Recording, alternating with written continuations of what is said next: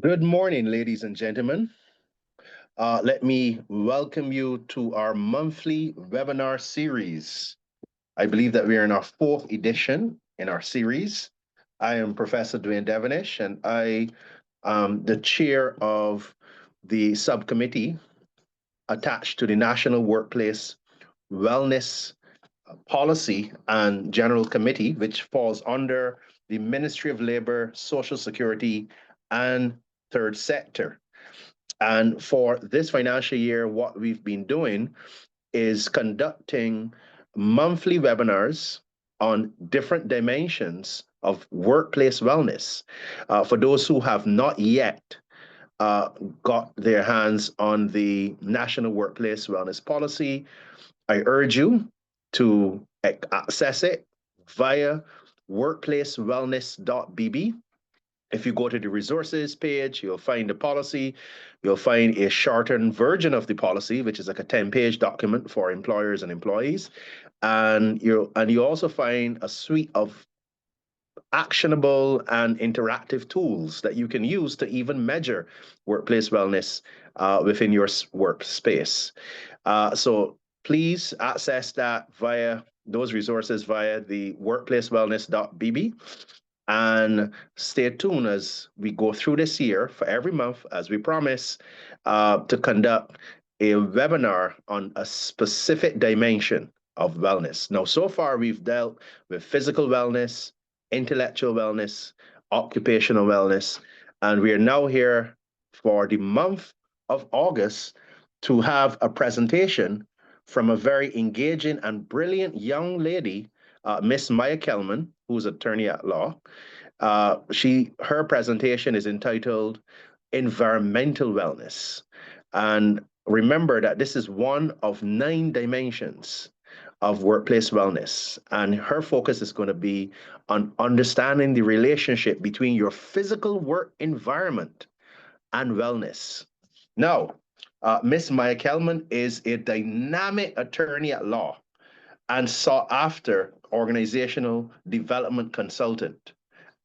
She's also a facilitator to many organizations, and her facilitation covers the areas of law, organizational development, change management, and human resources management, all of which have led her to her completing advanced training at the Wharton School, which is attached to the University of Pennsylvania in the USA. Also, training at the Cornell Graduate School in the USA and the Hugh Wooden Law School in Trinidad and Tobago.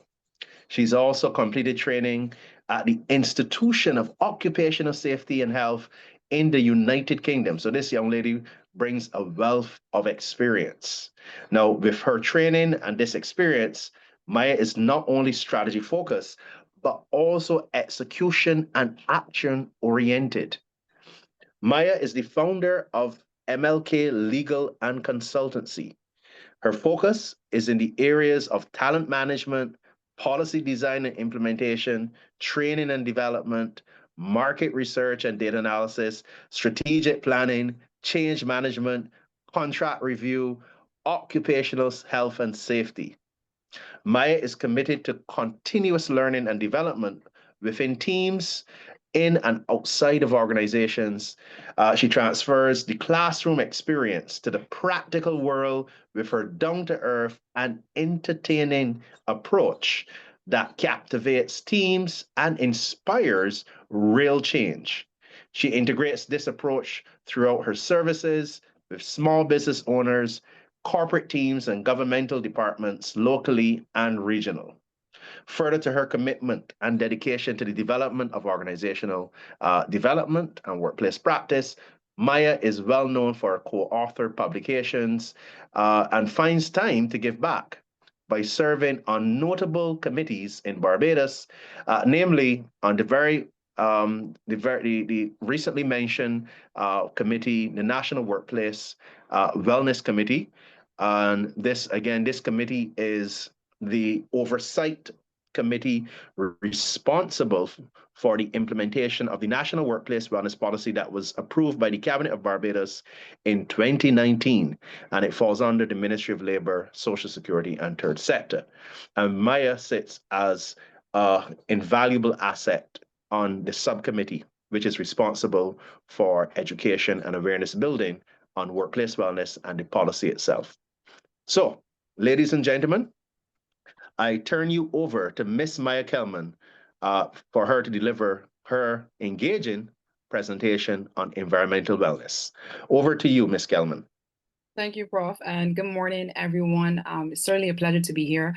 I do find value, and I hope you find value in this this webinar. I wouldn't keep you very long. I know many of you are probably logged in and also have work commitments. So we'll probably chat for about probably an hour and a half the most, and then open up the mic for you to have any Q&A. I usually have very stimulating conversations. That's how I see webinars. So it's not really a lecture style kind of thing going on. All I ask of you is to, in terms of your commitment for the hour and a half, to have a positive attitude, certainly be teachable, just not from me, but your colleagues in the room. And of course, I know it's early morning, but still try to bring the vibes. I do that mostly in most of my seminars, especially in my in-person seminars. So I want to thank Prof for introducing me. And again, I am so happy to be in your presence and share this space with you. I hope that you find the value in the seminar. I hope that everyone can see me clearly and just hear me clearly before we go. Yes, I can. Okay, great. So just for the objectives for the next hour and a half, we are just going to be looking at the whole issue of environmental wellness on a whole. So looking at the definition of it, then we're going to go into looking at the correlation between that particular dimension, environmental wellness, juxtaposing that with the physical working environment. And it's not going to just be office space, because I know everybody does not work in an office space. It could be construction, it could be in the medical field, it could certainly be within virtual working teams, leading multicultural teams and that kind of thing. So we're going to look at it from that particular perspective. Also explore the significance of environmental workplace wellness. And of course, we can't have a conversation without having the challenges, the threats, the risk. And then we'll kind of like tidy up by exploring some insights and best practices that we can continue to move this conversation forward. And it's not just a paying lip service or a talk shop, but some actionable tips within your toolkit that we can continue to move forward, as we continue to work. So in today's agenda, we're going to have I've introduced myself. We're going to have a very short icebreaker. I get to meet some of you. I know there are about 40-something plus people on the call. I hope this icebreaker is intended to kind of get your environmental juices running before we get into the substantive actual topic. So that's really kind of the agenda for it. And then, of course, we go into the topic, and then I'll have the Q&A and then a debrief moving forward. And there's a very short networking as to how you could stay connected with each other. So this is the Would You Rather, and it's the Wellness Edition. And the whole purpose of this very short trivia before we go into the substantive topic is that I would like to see where your headspace is as we discuss wellness, and not just wellness like environmental, but more specifically within the occupational space.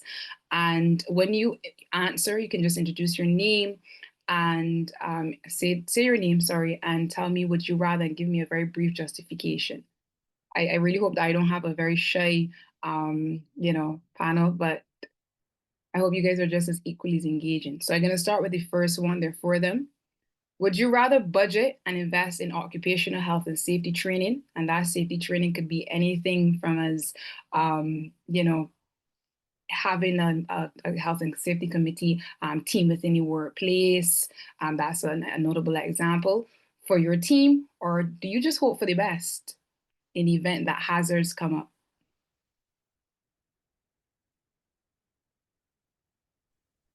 Good morning, everyone. Hopefully you can hear me clearly. Yes, very clearly. All right, great. So my name is Rashida Yard, Human Resources and Training Professional. I love this icebreaker, definitely, Maya. So of course, I'd rather budget and invest in occupational safety and health. So in terms of training, so whether that is like safe lifting, in terms of defensive driving, different training like that for team members, as opposed to, every 5 minutes thinking, oh my goodness, will something happen, whether to the team, back of house, front of house, having to quickly call for emergency personnel or contacting one of the health service private providers, etc. So definitely rather to be able to take time, create a budget, and able to invest in terms of occupational safety and health for the team. Thank Thank you so much, Rashida. I'm just going to get back on you real quick because I know that it is a top-down kind of approach, because maybe you may be seeing it as an HR leader, but what about your buy-in from top management? How do you see that interrelation with them having to invest and budget for occupational health and safety training? Because you as an HR leader— To be totally honest, that's a beautiful question. Yeah, to be totally honest, sometimes it is a struggle, depending on the organization, whether their experience or the type of approach to seeing team members as talent and really investing in terms of their team. Then you sometimes may have that buy-in automatically, but sometimes you do have a type of a tug-of-war or a seesaw type of approach in terms of having a budget allocated one side. But I think more and more organizations are seeing the need to be able to have that as a topic for your, your annual budget, rather than having to sit down and sporadically, here and there asking or seeking funds for training or for certified sick leave or, uncertified sick leave, all these other repercussions that do come about sometimes in terms of direct or indirect when it comes to occupational incidences or potential hazards as well. Yeah, excellent. I love the sturdy pot, as you know, Rashida. I know. So we have to ask, and we have to be practical as well, too. This is not just theory. This is practical. Yes. This is things that we experience in our occupational capacities. So thank you very much. Would you rather work? Yes. Would you rather work in an overcrowded workstation or a decluttered space with natural lighting?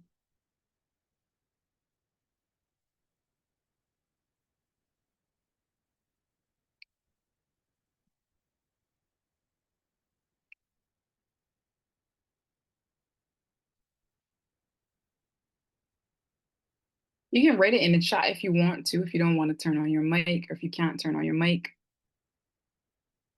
Good morning. Hi, morning, Andre. My name is Andre Grenade. I'm a technical officer, Barbados National Standards Institution, and I would rather work in a decluttered space with natural lighting, having done probably both. Decluttered spaces, natural lighting are just more conducive to a good work environment. And they're required by the law, apparently, in the Shaw Act.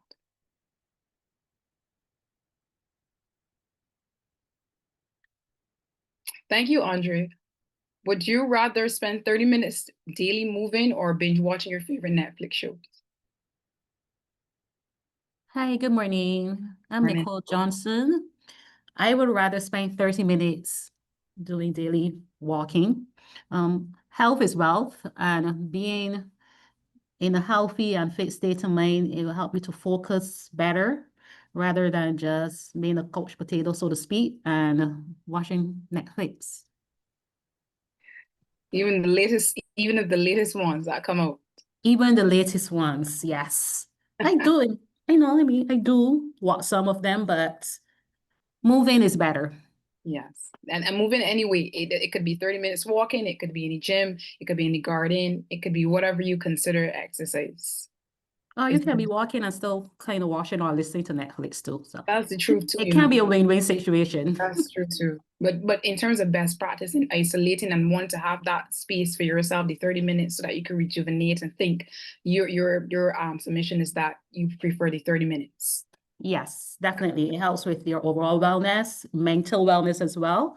So definitely the 30 minutes daily moving. Great. Allison is also saying she's from Treasury Department and she prefers working in a decluttered space with natural lighting for sure. That's certainly her choice. And the last one is, would you rather answer emails outside of business hours daily or set boundaries? I know this is going to stir the pot a lot. Christine is saying, can you reference what section of the Shaw Act for the decluttering and natural lighting? I don't know it specifically. I didn't add it to our slides. That act is very, very, very large. But I think it's in part 4 or 3 of it. I don't want to give you the incorrect section, but it's certainly there. Hey, good morning. My name is Kay Stowe. I'm a counselor in the Ministry of Youth. As related to the 30 minutes moving or binge watching, I think both has its place because if you have a regime of exercise generally, like in the week, and if you want to set aside 30 minutes, some time to binge watch Netflix, that can be very therapeutic too. It can be a de-stressor, especially if it is a very palatable series. It could be a de-stressor. So yes, I understand the importance of physical exercise, but if that's already built into you and you just want to just relax, there's absolutely nothing wrong with that. If you binge watch 24/7 every weekend, every weekend in the month, now that becomes a problem. So I believe it's everything in moderation. You can binge, set aside this weekend. This is for me. I'm going to sit down and binge watch all of whatever and relax. And that puts you in a good place. So that's just my 2 cents worth for that one. Thank you so much, Kay. I appreciate it. I like the balance, kind of like an extension of the discussion. You've seen obviously that there's a time and place and for binge watching on Netflix, of course, and then certainly for 30 minutes of walking. And I did like your colleague's response and before. So I think we're going where it's not too theoretical. I'm actually hearing what you were seeing and I mean how it works for you personally. The latter question is certainly one that's going to really stir the pot, especially for those who work in places where they're given cell phones, they're given company laptops, they're given travel allowance, and they're pretty much told that, when I call you, you have to answer the phone or the 4 phones or the 5 phones that you have. And I don't say that in a way that is amusing or supposed to be entertaining and take away the seriousness of it, because I do know that as you get further in a chain, obviously, of command, that your responsibilities will go further and higher. To whom much is given, much is required. But there has a time when you have to have a balance. And that's why I actually ended with this, because this is one of the kind of discussions that we're going to have further down in the slides about answering emails, answering phones, being in contact every second when there's an issue within the workplace. Cassandra was saying I would rather answer emails during business hours. Cassandra's the audit department. And again, I think that this is a very nuanced question in the sense that, like I started off by saying, I do know that for certain persons, I know that their jobs are going to require them, especially people that are health and safety and those who kind of lead teams in the hospitality industry and all those other industries that sometimes are on the quote unquote on call. I do know that that's going to be kind of difficult for persons that are in those particular fields. So please don't think that I can't appreciate that. Even in my career as a lawyer, I consider this on call. I don't necessarily do agree with that, but there are times when you will certainly have busy periods and you'll have to know how to balance that because you have a life, of course, outside of work. Alex has seen setting boundaries, and certainly with that, but how do we reconcile that when your employer is the one who's giving you the company resources and they're the one who tells you what you have to do, Alex? Granata is saying set boundaries, it's healthier for your mind and spirit. Raquel is saying set boundaries, but sometimes you have to go outside of your boundaries, which is pretty much what I was saying as well too, because it really kind of depends on a lot of times the nature of your work. Where you are in the organizational chain. I know sometimes when you go higher, what will be required of you, sometimes it will kind of push you outside the working hours, but then you still have to come to some sort of reconciliation as to where you're going to do it, because then you will find yourself every single night at 10 p.m. You have children, you have a partner, you have your own personal life. You wouldn't be able to go and have any hobbies, outside of work. And then how do you refill your cup? To get up the next day and do this all over again, I think is really critical. And that reconciliation has to come. We're going to find some common ground as we go through the slides. I'm hoping to, and we are at some agreement with that. Pamela is saying, I would prefer to set boundaries. However, this does not always happen. And that is what I said too. Nicholas said, I would rather set boundaries. However, I appreciate that there may be times that urgent responses will be required. Charlotte said, I would love to set boundaries, re-email, but it's not always possible. Charlotte, me too. Kellyanne Murphy said, as it relates to the last question, yes, there should be boundaries, but not necessarily to the point of rigidity. However, depending on the situation, responding to the emails outside of business hours may be preferred for some persons or currently in their position with a bit of middle ground. And cases since COVID pandemic experience, boundaries seems to have gone through the window. You can have boundaries, but this supervisor may not respect this, sending emails at 10 p.m. and expecting to be actioned by the next morning. Marcus said life is about balance. That's what he said. And he ended like that. And I totally agree with with most of you guys, the discussions that I'm seeing in the chat, and for those who open the mic, it's not always possible, it's not always practical, but I would say, I would always stress the importance of coming to some sort of reconciliation with that, because there's absolutely no way that you can be responding to emails Monday, Tuesday, Wednesday, Thursday, Friday, and then on Saturday, Sunday, because then how do you have time to really refill your other cups, your familial cups, your children? Suppose they have challenges. How do you do that if you're going to be responding? And what about those who have to work in multicultural teams? You know, those who, you know, the teams are on different time zones. Those are other real and life issues that you have to consider. And I'll say that from an employer's perspective, these are issues that have to be ventilated and addressed very importantly from the employment contract space and in the policies, because I do know when it came, someone has put in the chat the shot with the sections of the lighting, adequate lighting. So for the person who asked the question, it's in the chat. Sinclair's selected the sections for you to have a review of them. And of course, the law obviously expands in the common law, and that is the case law as relative to that. But I was saying in relation to this topic about boundaries, it really comes down to the employer too. And that's why I always talk about top-down. You hear me talk about top-down management a lot, because when it comes to that employment contract, those are the boundaries that we're talking about. And those are the real tangible boundaries that people actually fight up in court and the other tribunals about. You know, what are the policies that are embedded within your employment contract that speaks to how are we going to steward these resources? How are we going to answer the phone? Is it that I'm going to need you every single night at 11 p.m., not just from Monday to Friday, but on Saturdays and Sundays, because we have teams that are operating on different time zones? And how are we going to get around, and how are we going to treat to this issue, whether it's if we're working in hybrid? And I will tell you right now, there's no law right now within our ERA is in serious reform, like most legislation in Barbados. They have not revamped that to have addressed the COVID-19 pandemic. So you'll never see anything in the ERA or in the Shaw Act that speaks to psychosocial risk. To be quite honest with you, I've done a co-publication, you know, kind of like picking it apart, saying that we've never addressed psychosocial risk to that very large extent, and understandably so. But of course, our Commonwealth counterpart, they certainly have expanded their jurisprudence as it relates to how will they treat these different hybrid structures, virtual work, gig economy.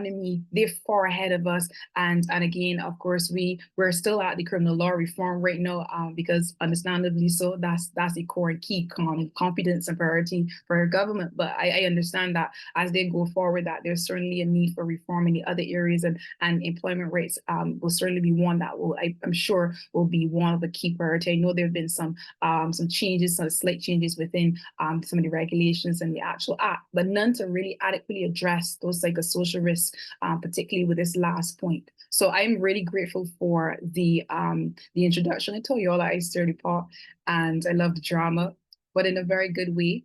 And so that I kind of know where your mind is, and that's how our conversation is going to be like, how the dialogue is going to be like, as we continue discussing environmental wellness and seeing it through the lens of the workplace environment. So just briefly, defining environmental wellness. For those of you who are nature lovers like me, I don't get to go into nature as much as I love to, but I feel very grounded when I go in there.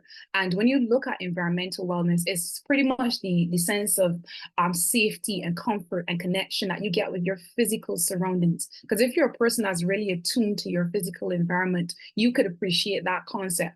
There are persons who would tell you that they garden with the moon, you know, that they're lunar farmers, or they're persons who will tell you that they love to hike. You know, they feel very grounded when they come outside and they plant their feet within the sand, that they feel very grounded. It's a different experience, you know, and when they go for a walk, it clears their mind. And that is what we talk about on a very practical level when we look at environmental wellness, the surroundings, your community, and how you treat all of this here with yourself.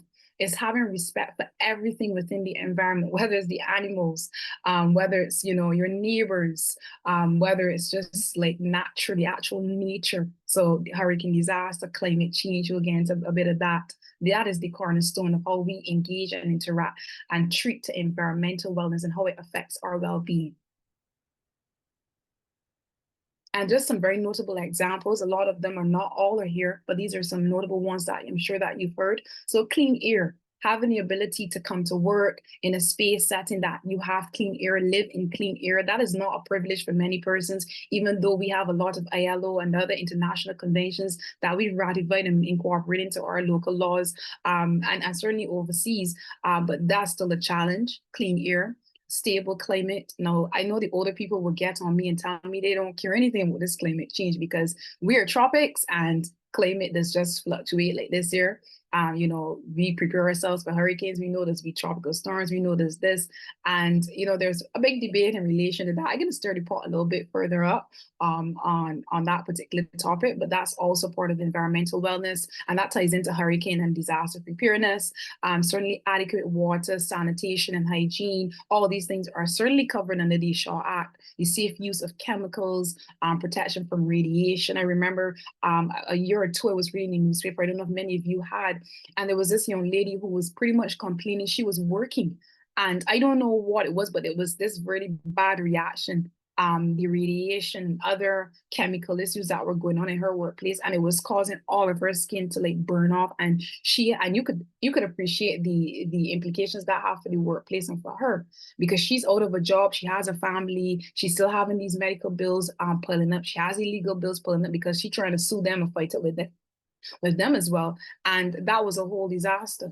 And that is why it's so important. That's why the health and safety officers are so critical within the workplace. And they all the times, and I mean, they have to have the respect, especially from the HR leaders and certainly those within the management space, when they're given their necessary assessments, when they're doing those risk assessments, and they're telling you, this is the reason. Every now and then we can hear there's an oil leak, there's this leak, there's that leak. And they're the ones who are quite trained in the area. So as much as I may have had the expertise and the training in that particular space, yes, I know, but I'll have to also work along with those persons within the space. And that is within the private sector and in the public sector. And certainly health and safety when it comes to environmental wellness with the psychosocial risk. People seem to forget that it's not just about ergonomics and about, you know, the clean air and the lighting, but people seem to forget that when I go into a workplace, I don't want to be stressed out every single day. And the thing is about work is that we're solving problems in the business world.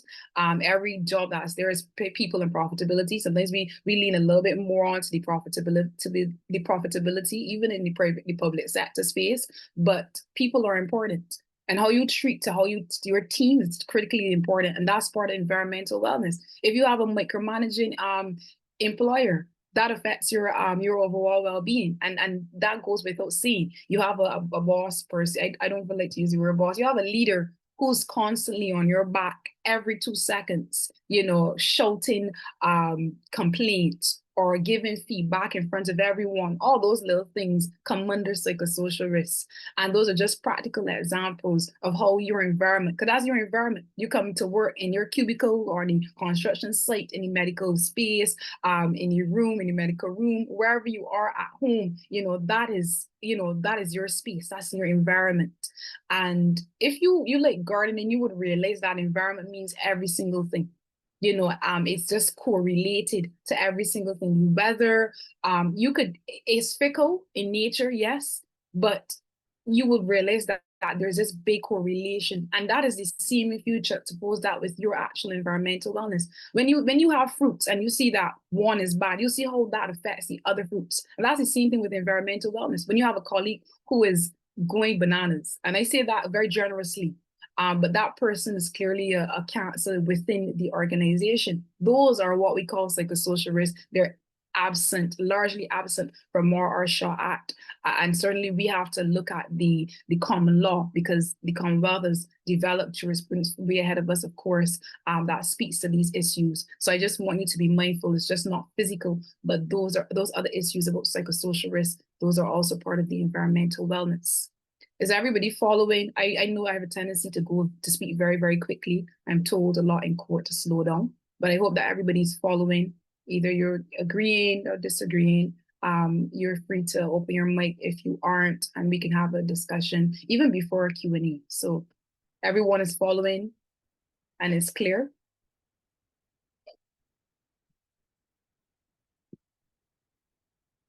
So in terms of environmental wellness and its correlation to the workplace, I did give some examples before in the last slide, and I kind of was expanding on it.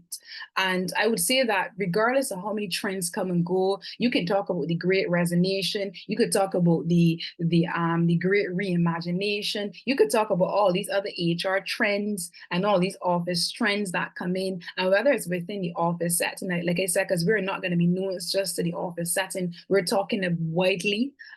Employee health and well-being is critical, and a quality work design leads to a less stressful and more productive atmosphere, and you can't get away from it, and that is critical, not just for the employee, because it's your responsibility too.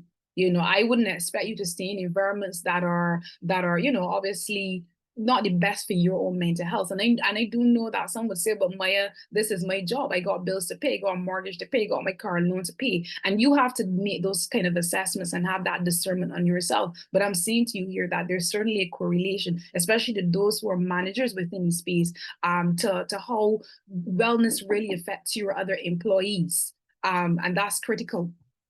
So it's essential for organizations to foster environments that empower their working environment and allow them to collaborate and to work naturally. And it's just not my words, because outside of my consultancy, I also do research, but I also do the research, but I also read other research, because that's critical in informing and having data-driven responses when someone asks me a question, or how you inform policy and legislation. So not just my words, but these are some of the stats that are coming in. And some people will argue with me, you know, that sometimes stats lie. I'm of the view that it depends on how you use them. But be that as it may, stats give you, allow you to have a kind of picture. It paints a kind of picture once it's not toward it, to let you see that kind of correlation. And what we're having in terms of the stats, so we're coming out, not from Maya's lips only, is that younger employees are prioritizing wellness when considering job roles or work culture. And you can't say not, because the younger people are saying, listen, I started this job about a year or two. I actually saw an article too, that I was doing some research, and it was like, and I said I was going to do a co-authorship on it as well too, and do some more research on it. Gen Zers are disloyal, the most disloyal generation within the workplace, and it's kind of true. You know, their viewpoints are quite different. Their motivational levels within the workplace are certainly different, especially if you're a psychology or a social major. You appreciate the hierarchy, the Maslow hierarchy of needs. The younger folks, they are saying, listen, if you are not prioritizing my wellness, if I can't work from home, if I can't work from a coffee shop, well, you know, I don't really need this job. We have the gig economy. I could be in Barbados and I can have, you know, a gig over there with Google or one of those other giants. And so they're pretty much prioritizing wellness when they're considering jobs. I know that is downfall. I know that the the older generation, not to say, you know, I am not beating you all at all, but we always have this little debate, and it's just simply banter, please. You know, yeah, so in relation to that, those are some of the stats that are coming out. I just really chat a bit. Glenine is in, yes. Vicky saying, will there be a part two? We'll have to ask Professor Devonish and the others. I'm hoping there will be. And there are these Gen Zers. Christine said they're exhausting. They're not exhausting. That's my generation, and we love it over here. But we do know how we have our drawbacks, of course, when it comes to just simply prioritizing wellness and staying in a job for like 2 years, and you know, our motivational levels. I just think the issue is that we don't want to be concerned, or Gen Zers, should I say, they don't want to be beaten down with this whole issue of work. They don't care anything about moving up the corporate chain, and that's just the reality. Not just my lips, as I said. This is the research that is coming out from you know, yeah, certainly, Vicky. This is some of the data that's coming out. Flexible workplace arrangements have become more standard, with 83% organizations offering flexible hybrid working structures. And I must say that McKinsey & Co is not a Caribbean, you know, organization. These stats are obviously international, and I don't want to transplant them in a way that doesn't touch our social realities, because I always believe that there's sociology and there's society before there's ever law. And so we'll have to see how that really works within our social realities. Some workplaces cannot do flexible workplaces. You're doing a bakery. I have a very good friend who's opening a brick and mortar, a second bakery, but she has her bakery at home, and she's trying to move that bakery out. Now that will never work, because she has, you know, foot traffic. She has to have her bakery present within her brick and mortar. She has to have employees present. They have to be there to service the customers and potential customers. So we would appreciate that the certain realities of a business will not fit within a flexible working environment, but certainly those are the kind of issues that are coming up when we talk about environmental wellness and how does that relate to the environment and the employees' well-being. For some persons, especially when they had COVID, working in flexible environments and hybrid environments were perfect because they were able to work from home. They could tend to their children. They could go and do this, they can go and do that, and they could still get work done. Then there were others that will shout at me and say, listen, that was pure confusion. I was so happy when they went back to school and we went back to work because it was just pure confusion. And I physically saw the pros and the cons. I've actually had to do some work with a senior attorney, and I was physically at her home, and I saw the challenges that came with, raising 4 children, having to prepare them for school, having to get ourselves ready to prepare to log in for court online and then come back and do physical work and then having to deal with the family. So I know that it has its pros and cons, but these are things that as an employer, obviously, and as policy makers and so on, you look at the stats and you kind of have an appreciation of how these things fit within our realities. And these are just some further stats that, 74.8% of organizations are prioritizing the whole person. I know some of y'all may scream at me again and say, I don't know if this is in Barbados, particularly public sector, Maya. But again, it's not from my lips. It's just the research that's being done internationally, and certainly Prof and the others will, and me, I guess, we will start to do our own research. I know there's some of the research that's been done as it relates to mental health, but seeing employees as a whole person says that I don't just see you as a cog in the wheel anymore. We past industrial relations, we've passed industrial relation times, and now we see employees as persons who are a brand of their own. We evaluate them on every single dimension. This is just one dimension, and we have healthcare services provided for them. We have more financial and mental health resources for our teams. And these are just some of the stats and some of the trends, as you may, or some of the practices that some international organizations with the big resources are taking. So Casey, or just to go back real quickly before I go on to the next slide, because I want to engage with you guys as well. KSC in the civil service does not have flexible work arrangements. Unfortunately, I saw on the public service website that there's a flexible, I don't want to say it's kind of like it's a policy per se, because policy might be too strong of a word, but is it enforceable really is the next question.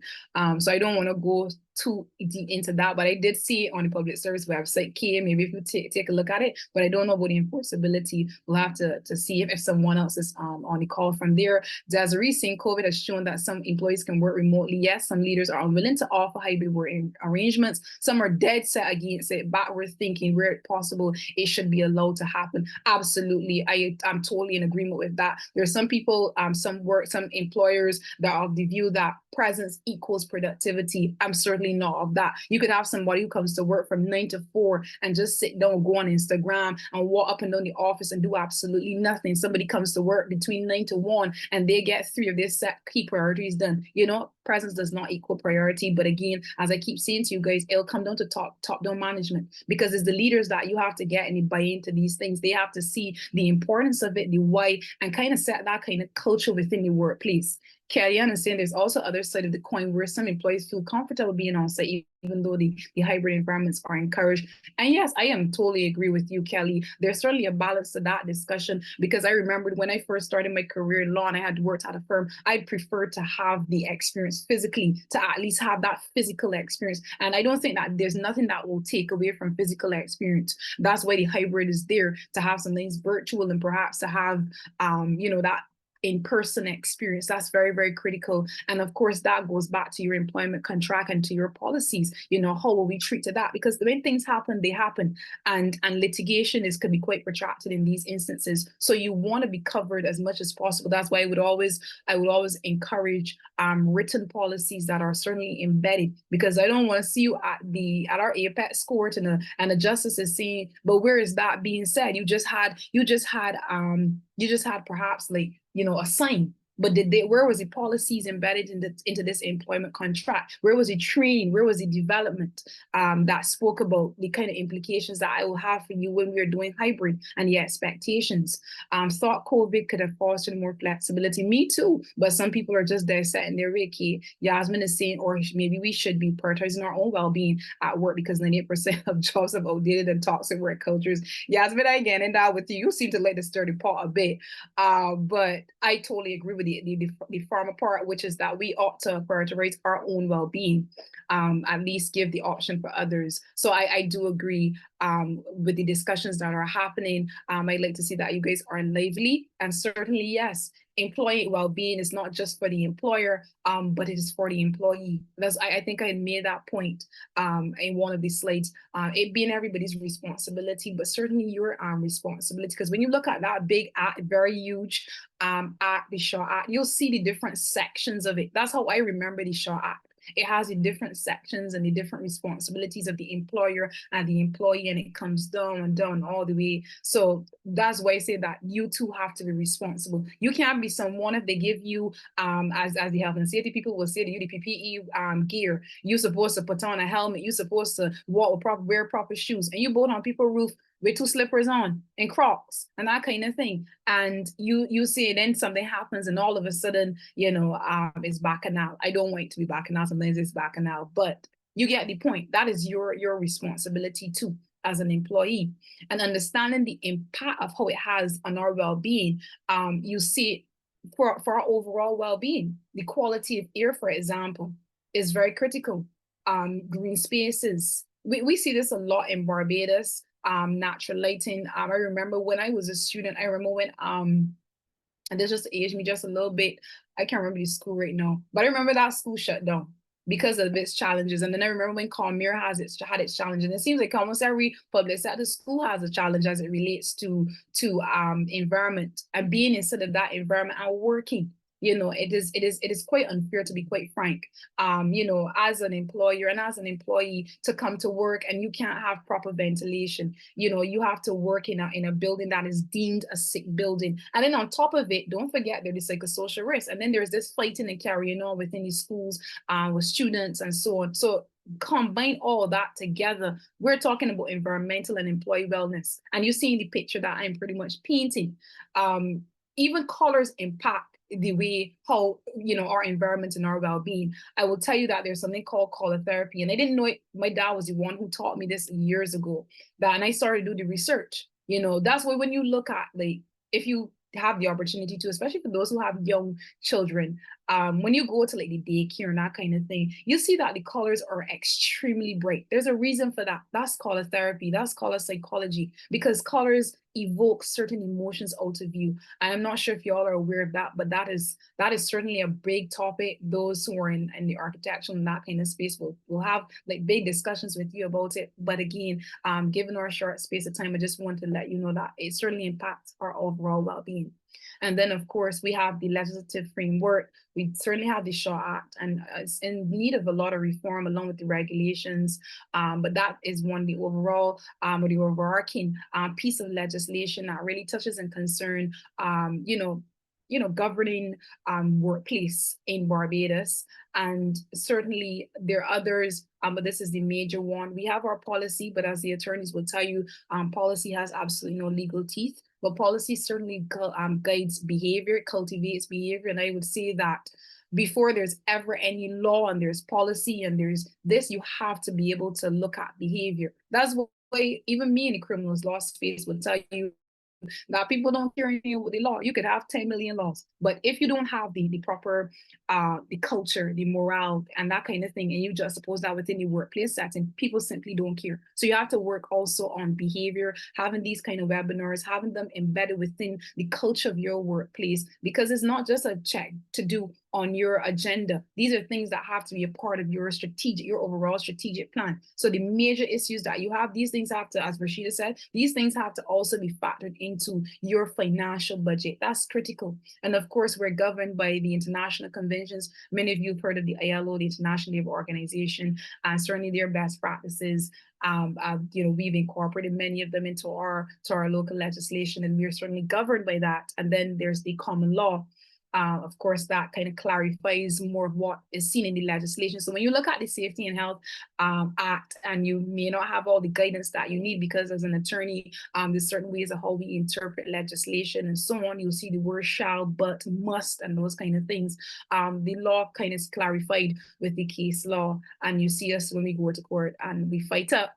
Sometimes we don't want to fight up, but the cases that are used, or the common law kind of clarifies, how a court is going to treat to this particular issue, how our employers expected now, based on what the apex court at the CCJ is saying, to treat to employees when it comes to health and safety, when it comes to having proper gear and that kind of thing, PPE gear and that sort of thing within the workplace. Those are just examples. And then the employer obviously has to go back and review its policies and its practices and its code of conduct, because those are the things that kind of guide, the way how we go about, because there are going to be issues. I would never sit here and tell you that you wouldn't have challenges, you wouldn't have difficult employees or difficult managers to work with, and you will certainly have, as I go into threats and risks and hazards, you will have that.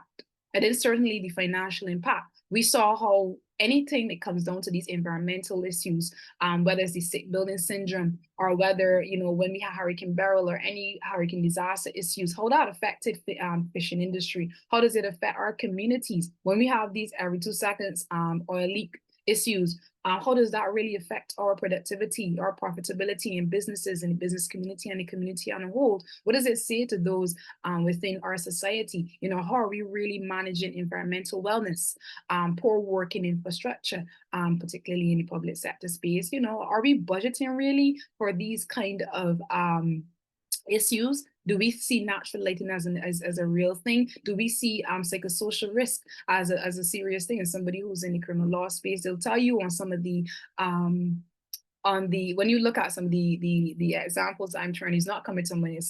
I'm losing my mind with it. The job descriptions, you may see something like, for example, you may have to stand for very, very long hours, and the employer will say, well, I put that in job description. When you come to the interview, I tell you so too. You gotta stand for very long hours, and you gotta get into interactions with accused persons and their families, and I told you this already. So I don't want to hear nothing about the psychosocial risk. But that is not the attitude that top-down management has to have, even in the absence sometimes of legislative requirement. These are things that shapes your overall working culture. And you're not just stewarding resources. One of your most important thing that you're doing with those resources is being able to use your talent, your people. And it sounds cliche, but they're going to be the most important aspects of any workplace, whether it's internal or external. And so these are the kind of impact, the financial impact that we will have. If you're not budgeting for it, you end up having to spend even more money, when you don't consider these things. And for those who are obviously in the more technical space of health and safety, not to complicate things, but just to highlight 3 of the critical terms. There are other terms out there, but as I said, just for the purposes of this particular presentation, I just wanted to zero in and laser focus on these potential ones, because I find like these are ones that we will see more. A hazard is something with the potential to cause harm, damage, or loss.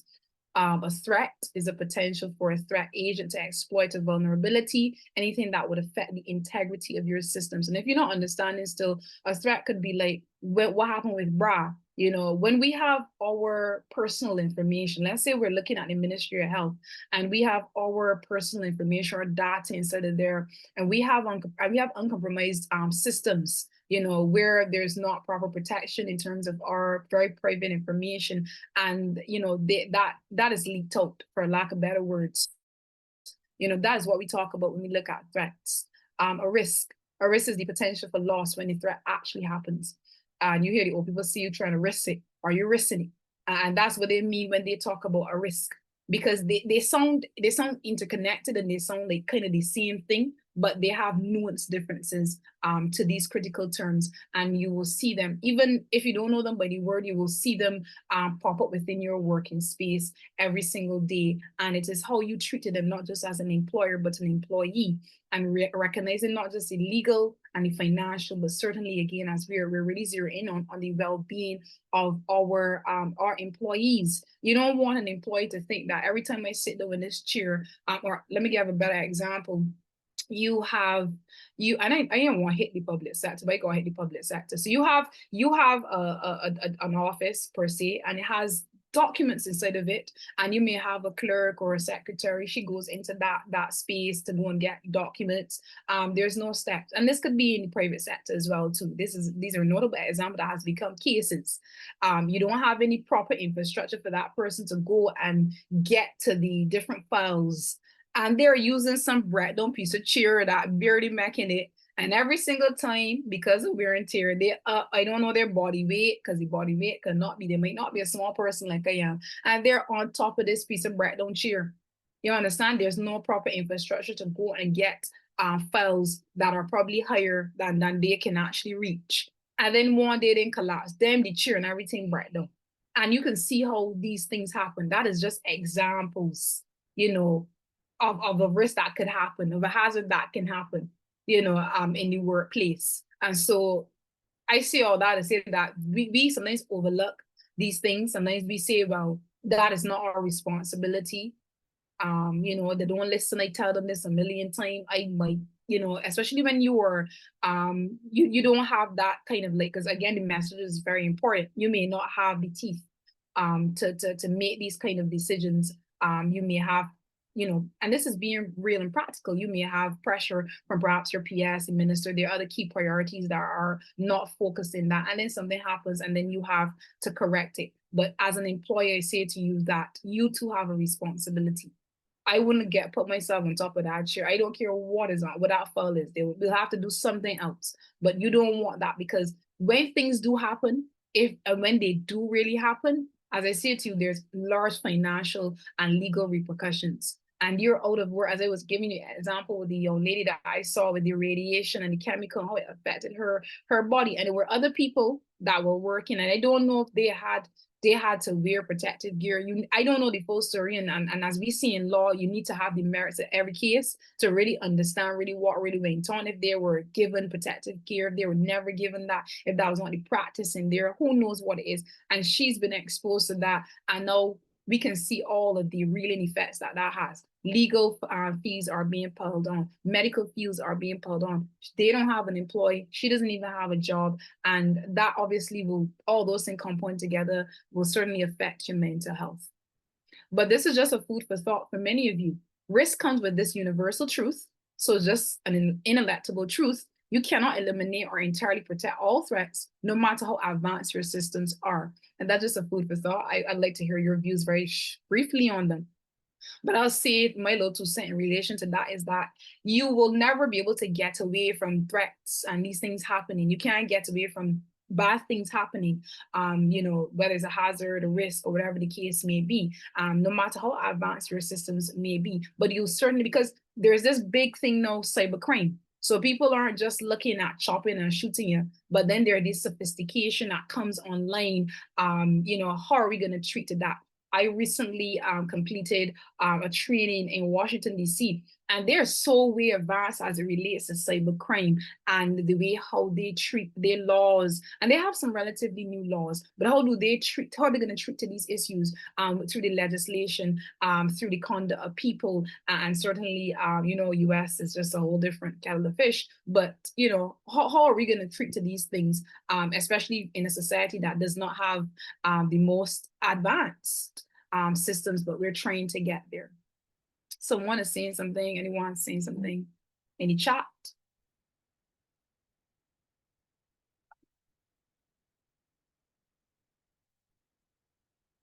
Yeah, Marcus say, yeah, I appreciate your frank delivery, Vicky, saying that the point is quite accurate, but that does not mean you throw your hand in the air and give up. Yeah, certainly.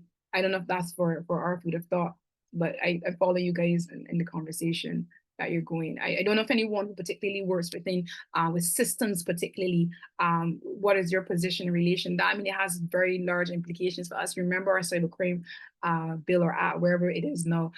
We certainly have our data protection privacy. I know I can speak to that. I know that's in legislation, that's an enactment, but that calls for a lot of social debate and conversation, and understandably so. And this is not really the forum for it, but you can see and appreciate why systems are so important and for our own well-being especially with a lot of sensitive and private data, whether it's medical information, whether it's information as it relates to other things that are quite private to us.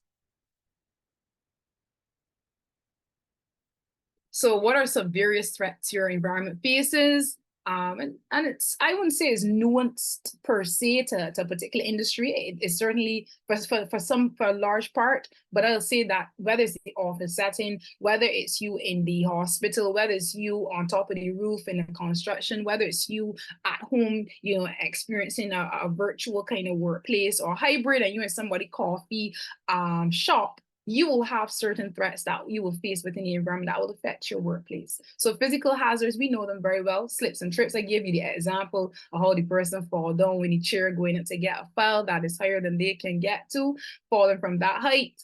Fire, electricity, air pollution. And as I said to you, the safety and health officers are very, very critical.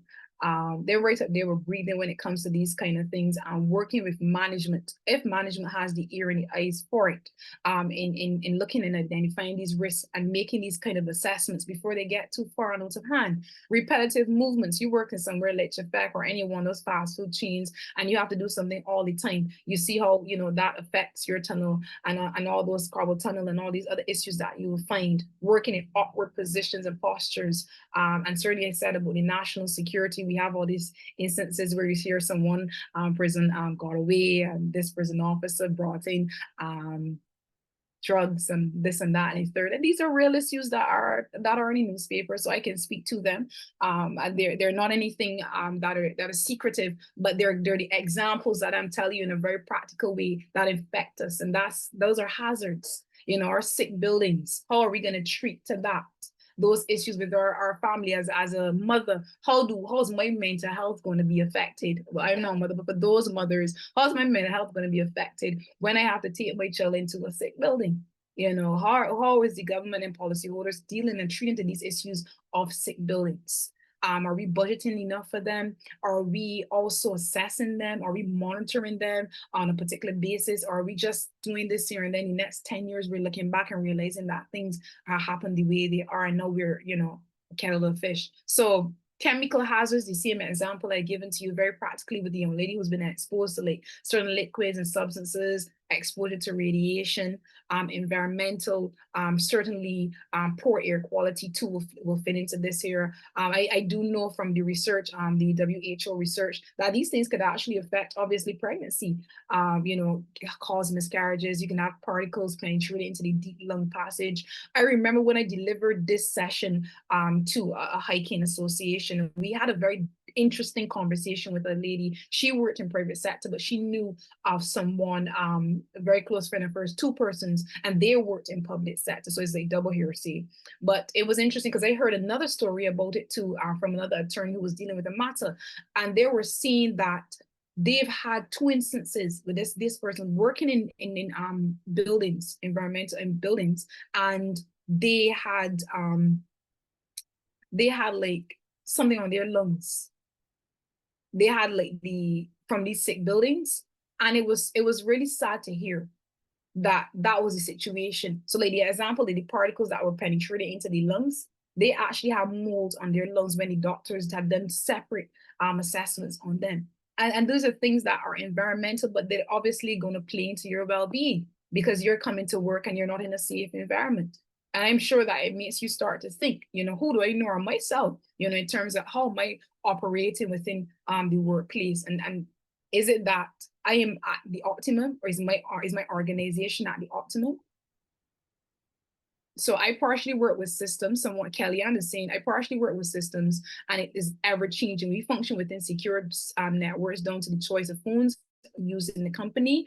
And the point is quite accurate, but does not mean to throw your hands up in the air. And that's what she was adding. Thank you so much, Kelly, in relation to that. Melissa's saying correct. And that's true. Working, just talk back before we go on to the other side with what Kellyanne is saying for the benefit of obviously the other participants, is that you work with different networks. You know, they're encrypted. You know, have they be tested for bugs? I know we have the data protection.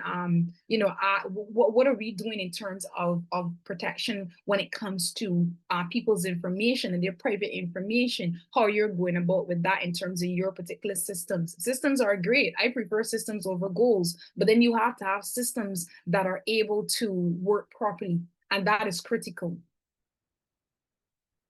And then mental, of course, the psychosocial risk. Don't us forget about this here, because we are very much into the physical risk. We're very much into you know, all those other chemical risks and so on. But what about our mental health? That is critical. Unhealthy behaviors within the workplace, bullying, harassment, you know, financial insecurity. Some persons may be on contract. Some people may be acting post. Some people may not know where they stand. These are things that mentally affect you within your environment. Unsafe work conditions, when you have probably leaders who don't budget for these things, who don't really care, inadequate pay, excessive workload. And I know these are conversations for another day, because everybody will start to fuss up about these things. And then these are real issues, you know, that will affect you mentally. You know, poor and inadequate work environments and resources. You know, you have employers who are of the view that, well, you should be happy that you got a job instead of here. And I ain't see what you want to get on sofa, because when I first come here, it'll like this here. I want to go out, earn, want to keep, and this kind of thing. I know how they get on, both in private and in the public sector, because I've worked both places, and I know how some leaders can be. And that's why I said, when it also comes to just the top-down management, you too, as an employee, the responsibility is also on you, because you have to discern for yourself how well that you are going to be able to manage that. You know, Nicole is saying, of course, the mental wellness is vital. The toxic work environment affects your well-being. You know, it does, because we spend, I mean, on a real though, we spend such a large amount of time at work. And then imagine, and I had to really kind of on a personal level, because we're having these conversations. I had to tell myself, and I had conversations with family members who said to me, you know, I hear you gonna come home and you talked about, you work for 8 hours, then you're gonna come home and talk about it. And then it's like, when do you have time to cut the clock out? When do you have time to kind of talk, to come down to here, to be with your family, to be with your friends, to be with yourself, to pour into your own creative juices and do things that you love? When will you have time to do that? And then you find there are a lot of people who they used to say a lot of people there are more people outside than inside, but in terms of the mental, but the reality of it is that these things affect it. And it was only amplified because of COVID-19, because mental health was a taboo thing. People used to be embarrassed about these kind of topics, but no, it's only been amplified and a voice has been given to it because of COVID. And we see more and more how mental health really affects these things. And I gave the example of the teachers, the sick buildings, and not just them in the sick buildings, but persons who operate within the sick buildings, and how that affects them on a physical and certainly on a mental health level. Because you're coming to work, you're not just dealing with the physical and the hazards and all these different things, but you're also dealing with personalities. You may be dealing with children who are constantly fighting every single minute. There's no conflict resolution, and that goes into a deeper societal issue that I will not go into, but you get the point. You get the picture that is being painted. And of course, we have this thing about climate change, and we have certainly been champions of it from a national level. But these are some of the environmental issues that we face that certainly obviously affect us, you know, including gasoline for driving a car, coal for heating a building, clearing land, cutting down forests. Not really much in Barbados, but this can release carbon dioxide, coastal erosion, and of course we know the Saharan dust cloud that affects many of us respiratory issues that we have when that passed. But you know, that is nature. And that, as I said to you, when I gave the example, that is the interplay, and that's the interrelation between nature and us and our well-being. So these are just real examples. I think I spoke about them extensively. I just didn't want you to only see it from me. I'm a visual kind of learner as well. But you've seen this in the news. This is 2020, 5 years ago, and 5 years ago, we still have these kind of issues. If you barely crack a newspaper, you'll see some sort of discussion or turn on to BRASAS or some kind of conversation. You'll be hearing about sick buildings, and they're just not in schools, but they're all over. And it's a real issue. I'm not trivializing it or anything of that nature, but it's very serious, and it's a life issue to many persons, because many of us, we work either, whether it's even in private sector, you know, how do we treat to these to the maintenance of these buildings? And I said I was going to start for a little bit, just very just a little bit in terms of us being a champion here in Barbados for climate justice. And of course, our Prime Minister has been doing extremely well as it relates to championing for a number of things, especially on the international scene. I know for the older folks, though, they're of the view that, listen, Maya, I really with this climate change. I really buy into it because we live in the tropics and you know, the rainfall, they fall, they got a tropical storm, we prepare, we know the times of when they're gonna go out this year, we prepare ourselves or we don't prepare ourselves. And, you know, that's their view. But you know, with us as a nation, because this is on a national level, not just even individual level, us being a champion for climate justice, as they say, being able to look at our infrastructure to determine if we are really at that place, you know, financial ways, legal ways, and again up to par. I just want to hear your views.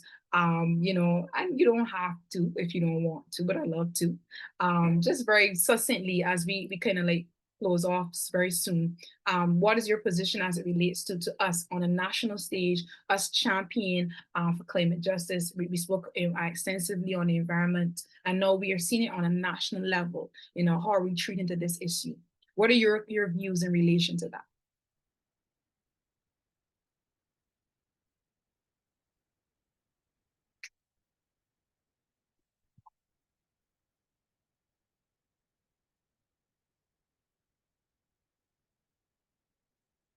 Everyone's really quiet. Y'all like me to stir the pot, where y'all ain't trying to stir the pot on certain topics. Oh God, but Kelly said she trying to stir the pot too. Kelly said, Barbados is not ready for any significant natural disaster. And I guess, Kelly, you're saying that with the sense that we don't have the necessary infrastructure and resources per se, financial ways and other resource ways, and certainly mental. When I say mental, I mean having the mindset shift. I'm just going into your submission a bit. I just hear another person or two, and then we're going to go into looking at best practices as we kind of come to a close. Yeah, we freak out when the electricity's off for a few hours. Yeah, we're going to try to freak out. I ain't going to lie to you. We will freak out. I mean, I will freak out because as a Gen Zer and stuff like that, so I need my internet. You see how they act when TikTok went off? Beverly Sealy Knight is saying, climate change. I'm proud that on the global front, we have added our voice. Yeah, certainly. And it would be interesting, obviously, to see how it plays out, you know, for us individually as citizens, you know, how does that affect us on, because, you know, bread and butter, when you look at it from that particular perspective, how it plays out for us as individual citizens, and then certainly and our voice and that kind of thing. It's not surprising that only government buildings are city buildings. That's what Alright is saying, Kellyanne. So we can even imagine functioning a situation where there's excessive flooding. That's so true. You know, we ready to go home at 2 o'clock when we hear that it rained, boy. Everybody be ready to pack. Yes, Alright. It's not surprising that it's not just not only government buildings, but certainly for some private sector. I mean, obviously it's not as large as it would be for government buildings. Because they are expected, as you would think in theory, that they more have those kind of things factored into their financial budgets, and those things are key priorities, especially from legal repercussions. They don't want to be sued and that kind of thing, and reputation wise. But you do see instances of that when you look at the case law. So thanks everyone for that. And then we kind of like just wrapping up in terms of turning insights into action. It's not just about a talk shop. We spent extensive time really going through environmental wellness on a whole, and then kind of like correlating it to our physical working environment, because it's critical. I don't know if you've ever had the time to really sit down, really think about it like that. I didn't, because when I first presented it, it was just environmental wellness, and it was to a physical group, those who were into hiking and that kind of thing. But I had to do a little bit more in kind of thinking when I was preparing it for you, and it made me sit a little bit and think, you know, that kind of correlation. Yes, it happens every day, but it's not something that you kind of like zero in. So environmental wellness is everyone's concern, it's everybody's responsibility. But you know how I feel about top-down leadership. So they're the ones who set the tone, especially within larger organizations, small businesses, NGOs. It does not matter. I do think that they're the ones who kind of set the tone. but not to say that an employee has to be mindful of the way how they treat to their well-being, how they will discern personalities, how they will get up and they will work within spaces, because you're not going to have a perfect setting. And when you live long enough, you would appreciate that. Active leadership. Again, leaders should openly communicate the why when implementing health and safety systems, if they ever do.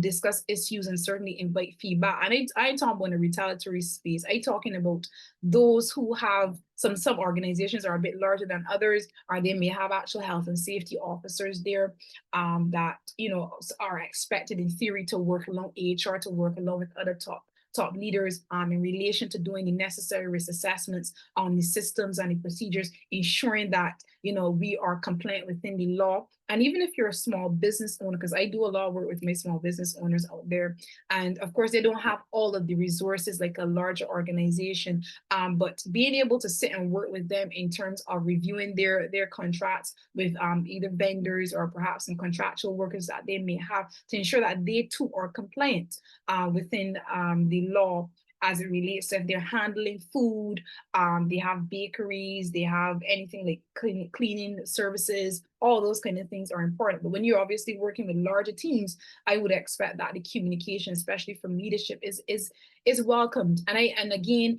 that goes, you will see another strategy that I will put in, because it's also to the way you speak to others. So your soft skills as part of that, it will be part of this. And you will see that I am when I say dynamic, I think that there are a lot of interconnectedness with a lot of different topics. So it's not just about communicating, it's about how you communicate to your team members and the other leaders within the organizations, the why. And bear in mind, I do appreciate that there are times when there's pressure. There's pressure because, you may be in the public sector. You may have PS ministers, and they may have other key priorities of how they want things to be shifted and looked at. And those are things that are real life issues. You may be in the private sector, and it may be directors and shareholders who may have different views on how they want to go about dealing with these things. That may not be something that that they're interested in when it comes to health and safety. Actively engaging in risk assessment. Developing the necessary committees and engaging the external consultants, not just to give me any money, and to others, but it's always good sometimes to have a third party who's neutral. And I say that too has its limitations, because obviously that third party does not come with the kind of like baggage per se of what's going on in the organization. But that third party sometimes comes with that kind of neutral overlook to assist you perhaps in looking at your systems, in developing actual plans, in assessing it, and to giving you the tools to kind of monitor it. Because it's not just about putting these things in place, but it's also about monitoring and assessing and evaluating. You can't just put things in place and leave them like that. It's like any relationship. And so embracing a culture of learning and development. And that is, for some people, TT word is the worst thing ever. I've worked with leaders who say to me straight, as I said to y'all before, well, I ain't here, I know what she getting on so far. But I can't hear, and the already help me do nothing. And this and that is third. And I have never been a proponent of that, no matter how junior I've been in an organization or on a team. And I will always encourage leaders, to always have a culture and a mindset of learning and development. And it doesn't always have to be, I sit down and go to a big university and do a certificate or whatever the case may be. It could be simple webinars like this. It could be lunch and learns. It could be you just simply creating a culture. When you see any webinars like that, you share it with your team members, because they ought to be heard, they ought to be valued, they need to be appreciated, and that is where you get that. And don't see it as, oh, well, I don't want to help this person because they can go and go where else. That's not how leaders really operate. Leaders are readers. And leaders are always thinking about ways of how to store their resources, and more importantly, store their talent. Their talent being some of the most important people, that is their internal, external, their employees. Conduct environmental risk assessments. And sometimes it may not just be, you may not always have the eye or the guidance, and that's why the health and safety officers are in play, and the other, technical officers within that space, they're the ones that assist you. There are many of them that specialized training, who, gone that advanced training that could assess There are others that are further to my training that could actually come and assess, your current indoor air level quality, your office ergonomic space, light and noise pollution, natural light, plants. Remember I told you all about colors, and the big thing about color psychology, your water features. These things are important. You assess it at home when you have a home. If you're a person who have your own personal home, or if you rent, if you lease property, you do these assessments, and you do assessments every single day in life.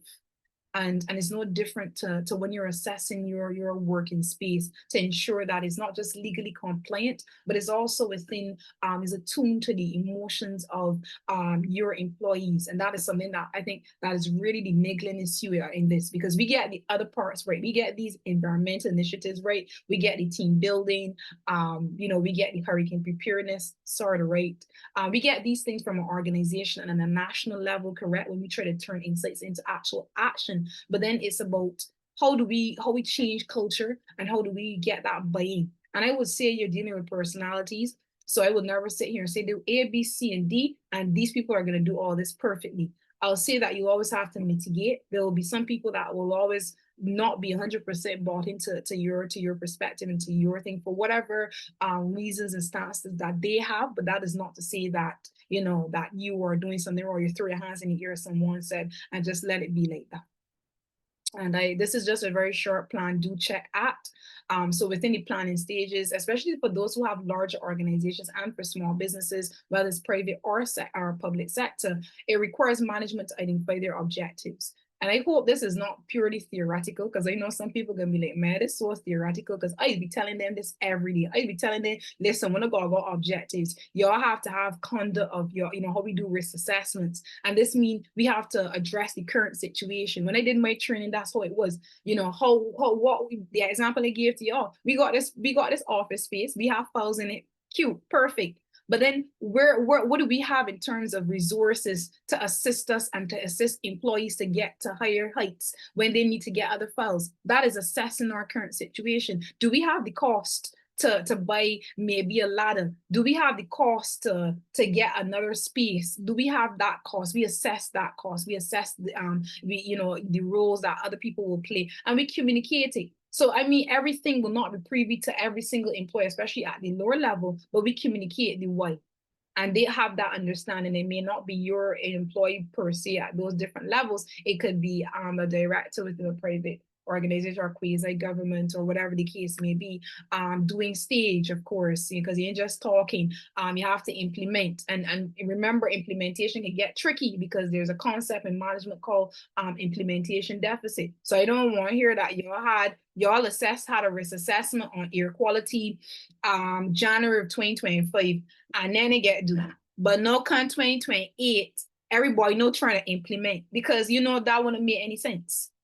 No, we have to get additional resources. Some people may have left the job, we have to talk all over again. Things may have changed, the laws changed, so we got a regulatory landscape change, all kind of back and that, and it's a waste of time. And you see a lot of times in public sector. So just bear in mind in relation to the doing stage about implementation. Checking, of course, is when you can properly implement. You've had the resources, you have the frame, when you've discussed with them, and you're checking this phase. This is the review phase where management needs to measure the performance achieved against their initial objectives. I went up there, you're already seeing the leaks no more this side, and got oil leaks on it. So I checked the air quality up there. I think this is doing well. I think that on this particular site, things are going all right.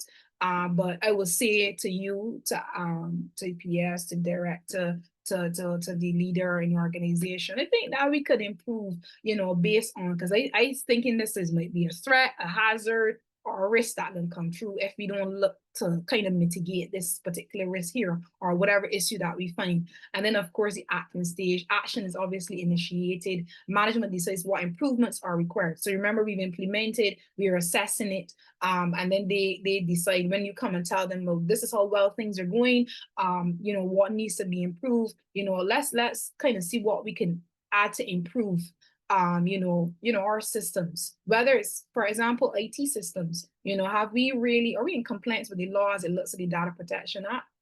Do we check the system enough? We have this new initiative, Digital transformation, love to say, in government.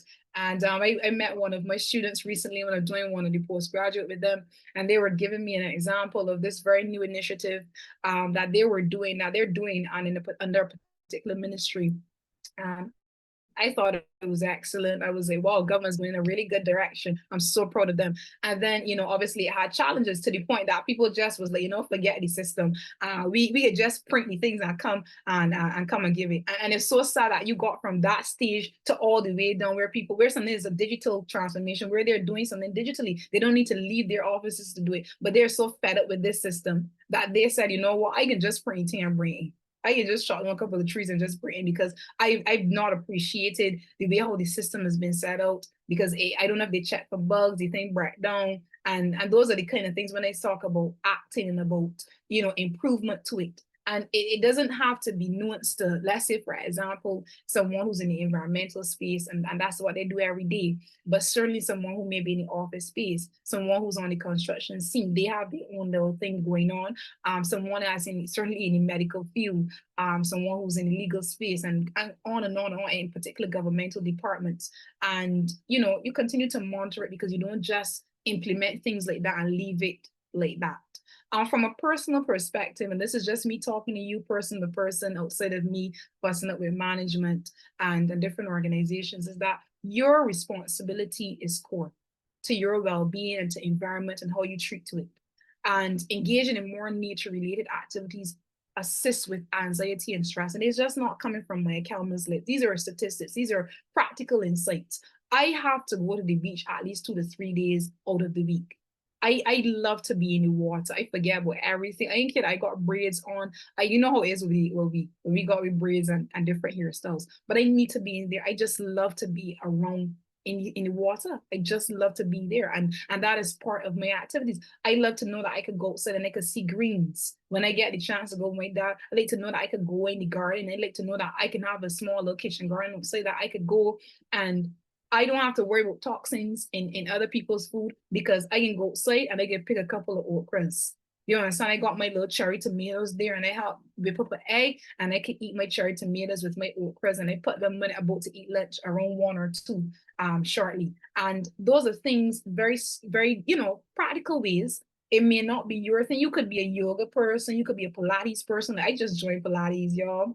It could be different things that you do to help, you know, you embed into your day-to-day, because it can be that you working every single day.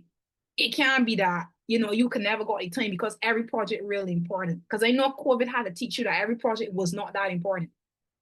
So you have to make time. You have to determine what is urgent from what is not urgent. I know at times it is always never that smooth balance. It's never always, you know, that kind of cut, slice, black and white thing going on, but you have to find it. And when you do find it, lock into it. Reduce and manage household allergens. And that's important, the way how you clean, you know, at home, what you use, those are things that affect your, you know, your environment and certainly your well-being. And this is something that is not novel, it's not out of the way. I'm sure that you're aware, you know, some people, I've known of persons who've dyed their hair and they start to urinate the same color. And that's what I mean, like environment and things that you do with your body and that kind of thing. These things have far-reaching repercussions on them, and it is different for many people. Position your workstations close to naturally, and I say that because I naturally like the lighting, and so that's probably just the best. But certainly within our laws, you're expected to do that.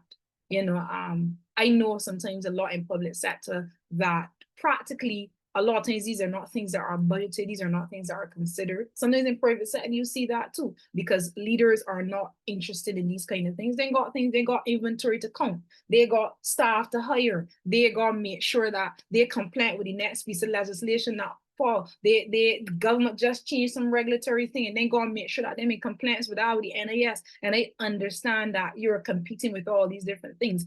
And that's the thing about, even whether you're a small business, you know, you're not Google.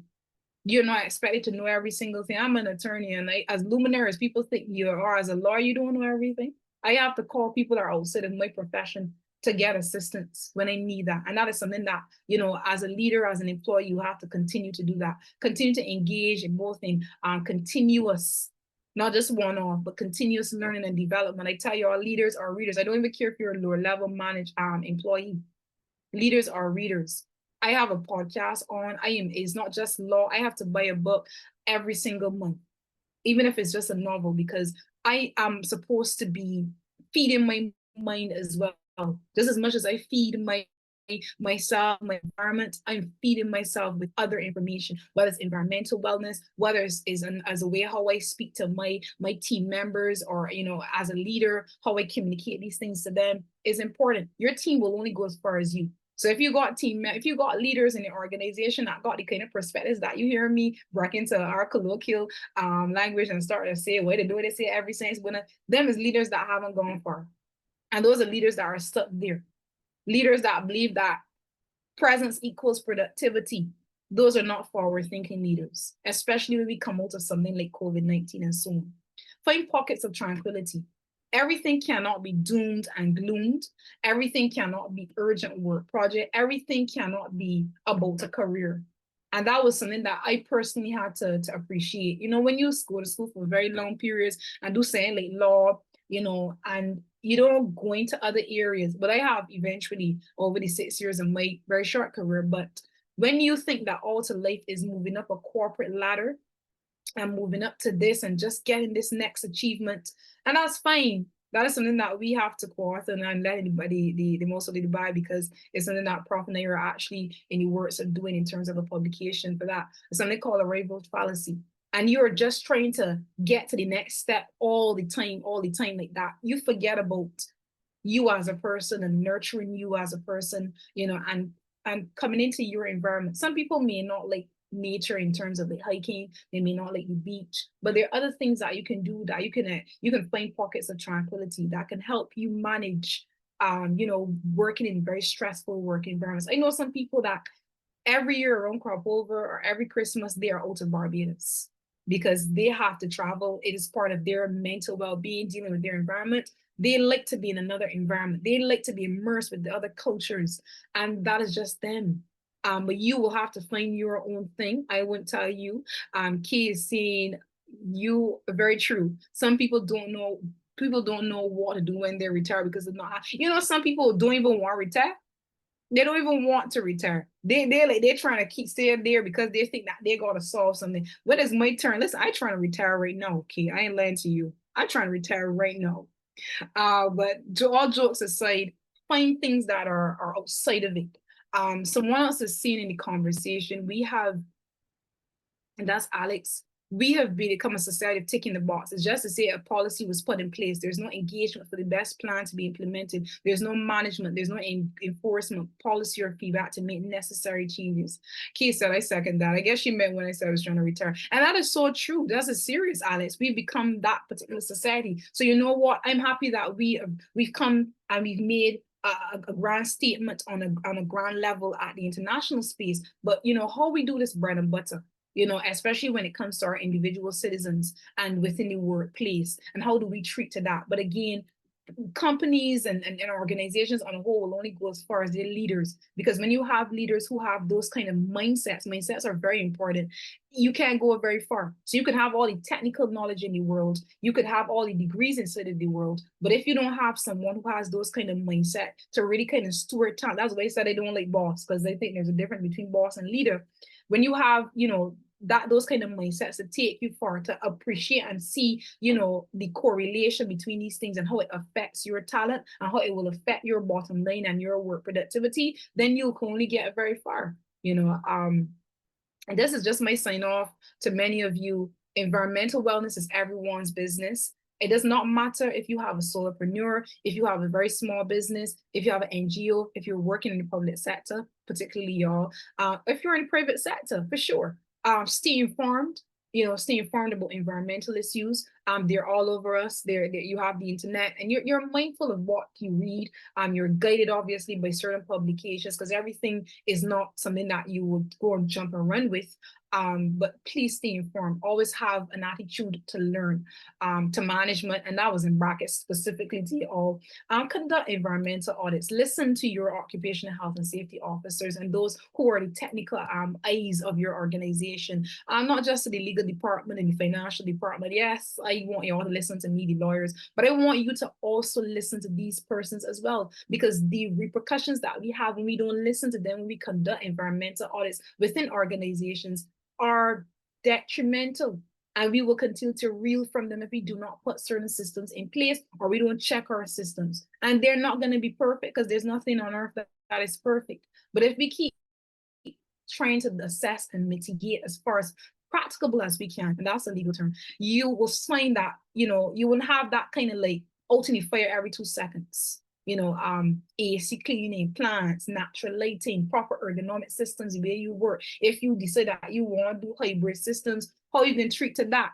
Because the Gen Zers said that want to work from a coffee shop.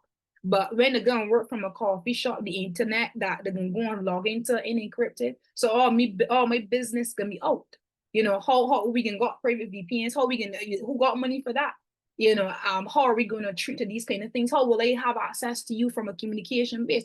Will I use Microsoft Teams? Do I have to go and invest in more budgeting for more digital tools that are more advanced? These are real issues. At a management, again, prioritize occupational health and safety training. It is just as critical as any other strategic plan that you may have. And you probably heard the concept before: culture eat strategy for breakfast, lunch. I add on lunch and dinner.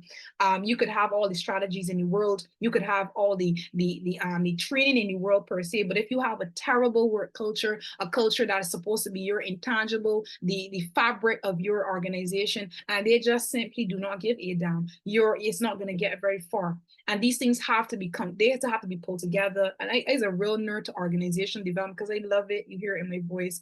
But you have to kind of pull these things together with other topics, because these things mesh together. It's not the way how you come and say, look, we got to do this risk assessment as a technical officer. But also, you may have to speak to persons, you may have to write reports. Your written and oral communication is going to have to be core. The way how you deal with conflict is going to have to be core, because there are going to be people in there that are going to be pushing back. You know, your leadership skills are going to have to be on point. And these are things that are critical. And employees as well. I have it bracketed just for management, but certainly for employees, because I always see, regardless of which level you are in the organization, you are certainly a leader. And it transcends that one particular organization, because if you decide to leave for whatever reason, or you go into your own business, or you go somewhere else, you have these skills that no one could ever take away from you. And I would certainly be the biggest proponent of embracing nature. Haven't been the one to discuss it for the whole morning and yap my mouth about it. I love nature. As I said before, some people may not like going on a hike. They might say the bush annoying them. Some people might not like gardening, the sun too hot. Them about them, so that's nice for them. But there's this kind of peace that comes with nature, and you can find it whether it's walking, whether it's going into the gym, sort of kind of, if you position yourself to the lighting. But it could come and walking, it could go and walking on the sand at the beach. It could be moments of just sitting in silence and peace, meditating, doing nothing. All of those are things that you have to do, and you can't tell me that you got to answer the 4 phones that the people give to you every single second of the day. Again, I would consider that a management issue, because remember, we started off with these conversations because obviously these things had to be supposed to the practicalities of what happening in the workplace. And I hope the managers are hearing that. I am not totally against, again, the people, the 4 phones. I understand the business needs of organizations all too well, but I'm saying to the employee that you have to find ways, of course, to mitigate and manage your stress. Because if you don't, you'll be replaced, and it would not be a problem. You would go along, deaf perhaps, and it would be some other thing, another person, another issue, and the will continues to go. So, remember that, always have that in the back of your mind, in your toolkit, and certainly reviewing your employment contracts and policies to ensure compliance. You may have corporate secretaries, depending on how big your organizations are, legal departments, and the likes or attorneys on retainer, whatever the case may be for you, you certainly have to always be ensuring that you look at the employment contract, especially for those who work in those kind of spaces.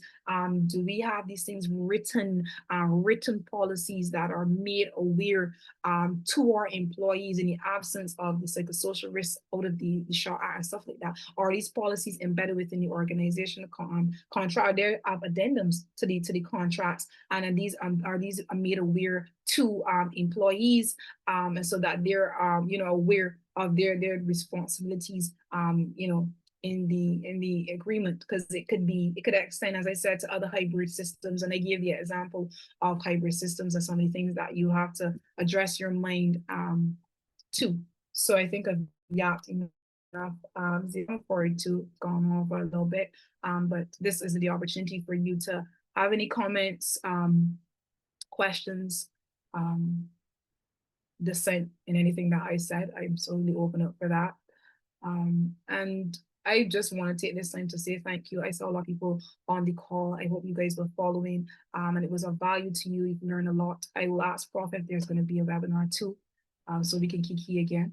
But outside of that, thank you so much. I want to give you a personal thank you. Before you have any questions or comments, you're free. The mic is open to you.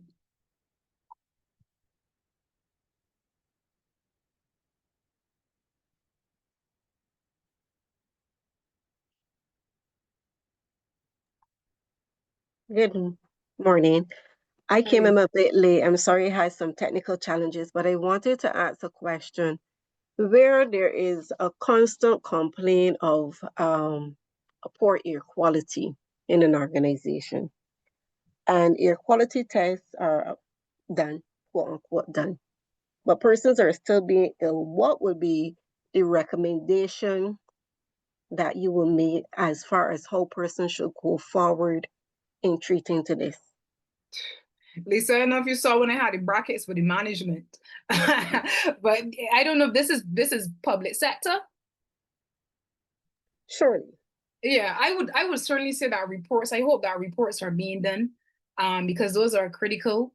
Reports are the written evidence, of course, of what's happening, and the complaints that are being done. I don't know when we have to advance these reports to a higher level, like to the PS and to the minister and that kind of thing. When we have the conversations way before the budgets, I think that those kind of directions ought to be given in terms of how you work. Because I know I could tell you really, I remember AG's office. I've called them many times when I have to do some interactions with them, and sometimes they have challenges. It may not be air quality, but they have actual environmental challenges, and they work from home, and they have systems set up that they can work from home, and that may be an option that could be taken to the head. I don't know the infrastructure. They would have to discuss that in terms of how you would be able to communicate with them in terms of teams and speaking to citizens and that kind of thing, because it's a public sector space. But I wouldn't want that for me personally on that level. And I certainly, the occupational health and safety persons would jump in real hard and tell you stay home.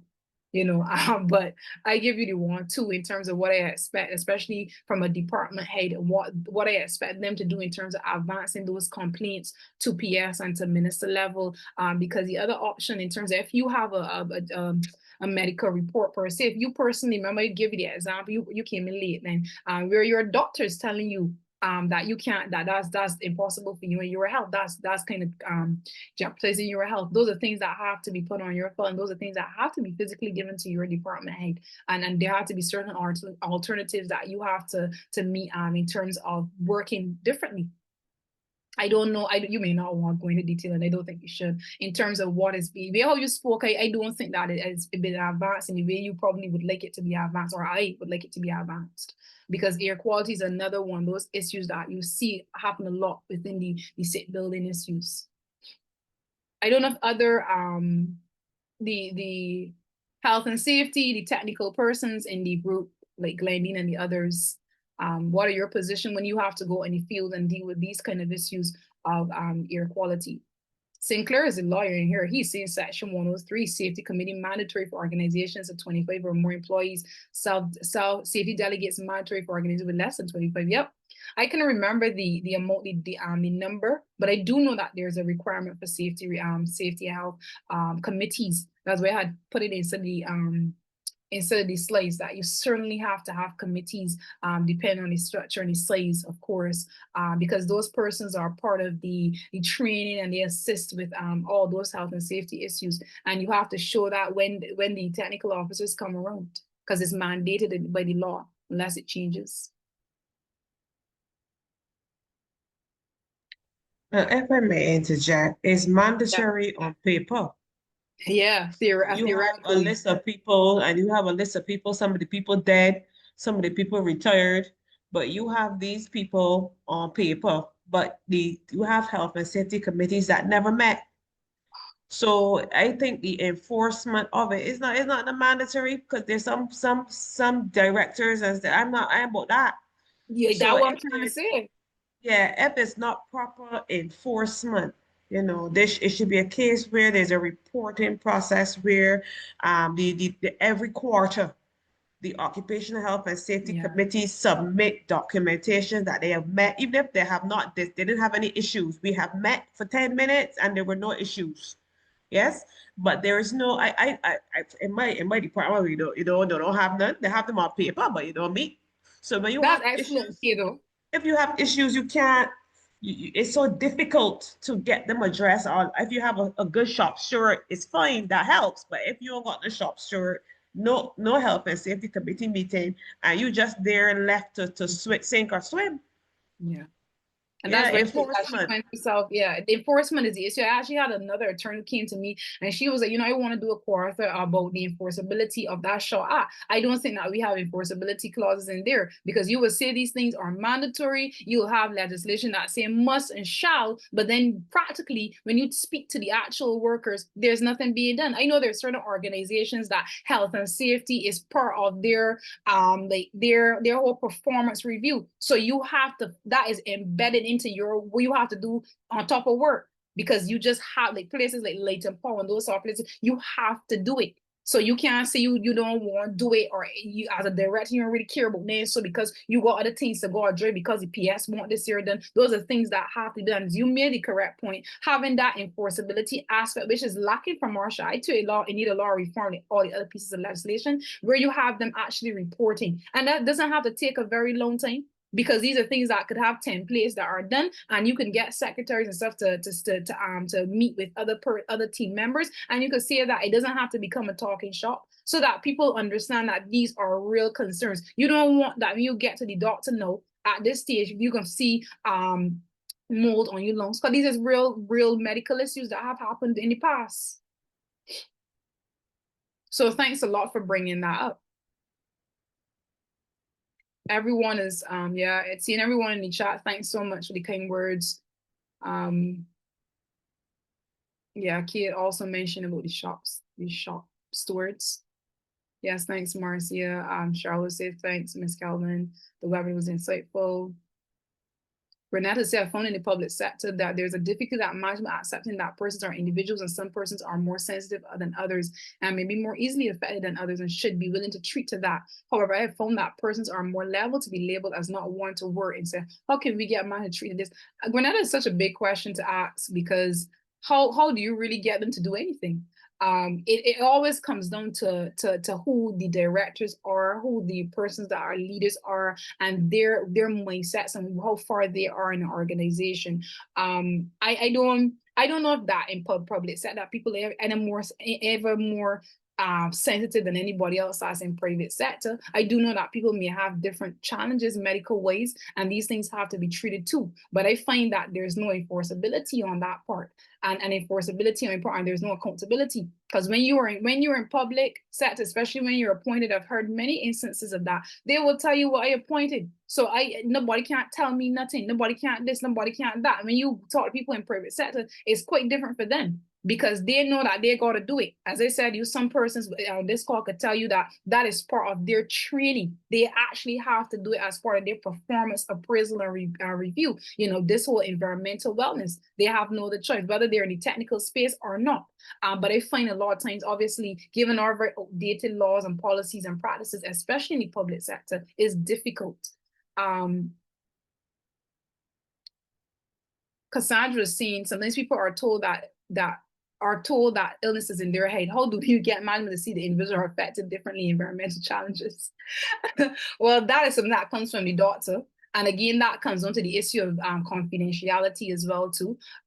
You know, having to speak to your director or perhaps you're the direct report, maybe in private sector, a manager or whatever the case may be, HR leader, and having to ventilate this issue because it's a very delicate issue, because that sounds like a mental health per se, and how do we treat to that person and how do they work and that kind of thing when it comes to their specific challenges, and how do you treat to that? Because I will tell you right now that sometimes in public sector or even in private sector, people will say they don't have the resources. And that's the unfortunate part. That's the other part that we have, being able to have to kind of like correlate. We have these issues, we have these challenges, but then how do we be able to get employees to work properly in these environments? And that may have specific or nuanced challenges, whether it be mental health, whether it be the fact that they could be a little bit more sensitive in terms of their workplace. And these are things that will require greater care from the HR leaders and that kind of thing when they come to them and tell them, is the same way if you were pregnant, you know, there's this whole issue about making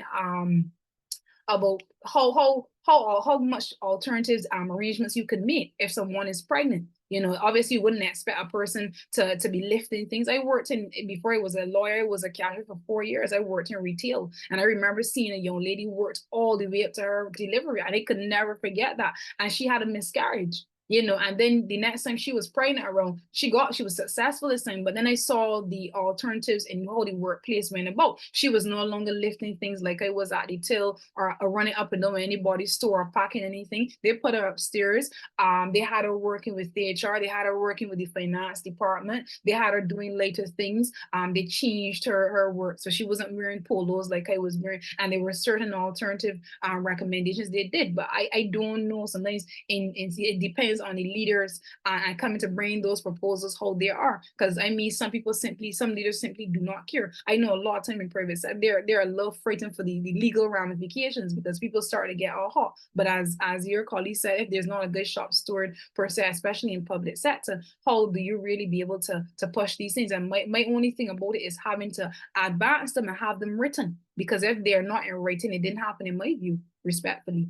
And that's what I'll say, to have these things written, even if you have doctor reports or medical things saying that. Because if you choose to bring a claim or you try to advance it to a different level, they will see the kind of things that you've been doing throughout that side.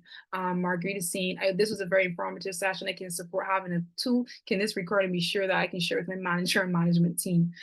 Yeah, I don't know if the others, I would say yes. I don't know if Professor Davinish or Donna and the Arondas on the call now. In terms yes, we are. Well, yeah, okay, great. I'm here. You're here. So there others are asking for this webinar to be shared. Yes, recorded. Yes. So they're asking for it to be shared. So for the participants who signed up, getting the email list, of course, and having it sent to them so that they can share it as part of their quote unquote lunch and learns for their team. Someone's actually asking for it. So perhaps, and then I don't have a problem giving these slides as well to the participants as well. That's not a problem. Okay. Mark is saying he enjoyed this webinar. I would love to have access to the presentation, and certainly, of course, yeah. And you could connect. Okay. You could connect with me on all social media platforms. That's fine. Contact me. Okay, well, thank you, Maya, for an exceptional and engaging presentation. I was I caught most of it, and I can see by the look of the comments, it was really enlightening.